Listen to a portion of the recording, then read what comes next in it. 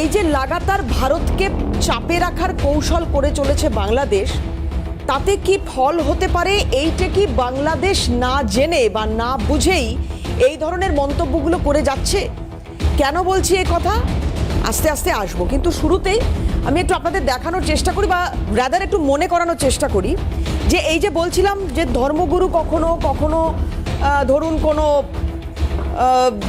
রাজনৈতিক কোনো দলের কোনো নেতা, তারা এই যে অদ্ভুত অদ্ভুত কিছু মন্তব্য করছেন, বাংলা বিহার উড়িষ্যা নিয়ে নেব, কলকাতা দখল করে নেব, দিল্লি প্রস্তুত থাকো, লালকেল্লায় পতাকা ওড়াবো, এই যে কিছু অদ্ভুত বক্তব্য কেন তারা দিচ্ছেন সেটা জানার আগে বা বোঝার আগে একটু আপনাদের মনে করাই কি কি বক্তব্য তারা রেখেছেন। কিছু বাছাই করা বক্তব্য আজকে হাল্লা বলে শুরুতেই একটু মনে করানোর জন্য দুদেশের মানুষকে দেখুন।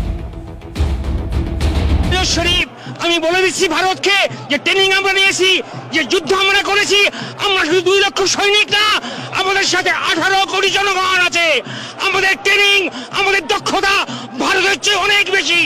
আমরা যদি একবার সাহস করে আমার দেশকে যুদ্ধ করবে, আমরা বলে দিচ্ছি 4 দিনের মধ্যে আমরা কলকাতা দখল করে নেব।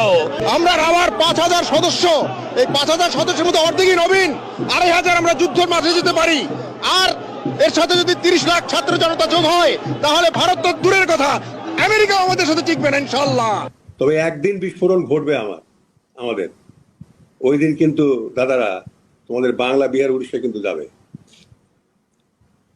ওটা ওটা ওটা ওটা কেড়ে নেব ভারতের কাছ থেকে। আপনারা যদি চট্টগ্রাম নিয়ে লাফালাফি করেন, আমরা কলকাতা, 7 সিস্টার, আগারতলা সবকিছু নিয়ে টান দেব এবং মরহুম আব্দুল হামিদ খান বাসানির পূর্ণ মানচিত্র নিয়ে নেব। আমরা বাংলাদেশের মধ্যে পূর্ণ মানচিত্র আমরা বহন করব।